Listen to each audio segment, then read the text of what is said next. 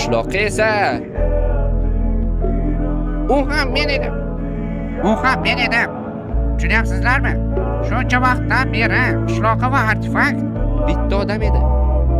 Unda qishloqni kim boshqarardi deyishingiz mumkin. Bu savolga ham albatta javob beraman. U haqida to'liq gapirib berayotgan ekanman, bu savolga ham albatta javob berishim kerak.